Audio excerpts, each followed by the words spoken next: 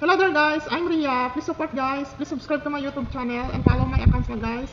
And I'll get back to you. I'll do the same to you. That's 100% legit and that's a promise guys. So let's start guys. Our topic for today is all about pay later again guys. How to convert into installment. So ganito pala siya guys. Ganito pala gumagana yung pay later, yung utang natin sa pay later, convert into installment.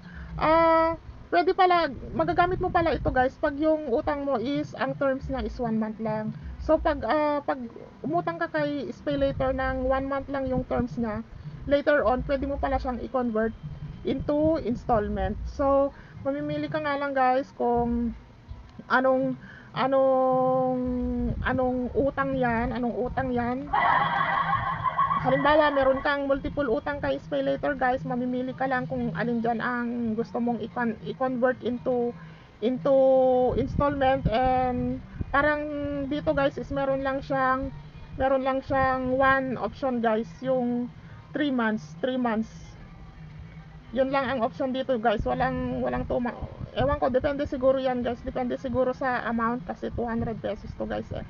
Depende siguro sa amount. Halimbawa siguro pag malaki yung amount na gusto mong i-convert into installment is siguro may lalabas na option na 3 months, 6 months, 9 months or 12 months.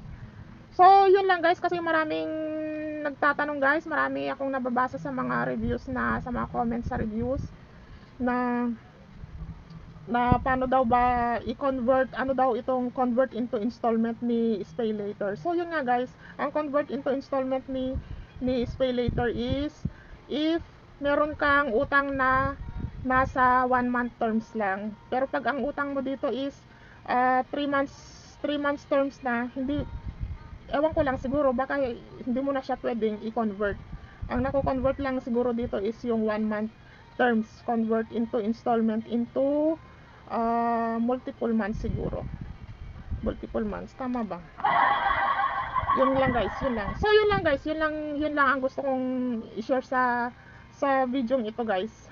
At meron nga pala siya ditong reminder na monthly installment notice. Please take note that the monthly installment here only includes the monthly repayment amount and may not include any additional fees incurred.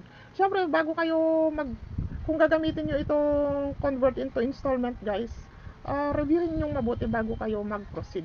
So yun lang naman guys ang gusto kong i-share dito, how to convert into installment your pay later utang. Yes. And see you on my next video guys. Thanks for watching.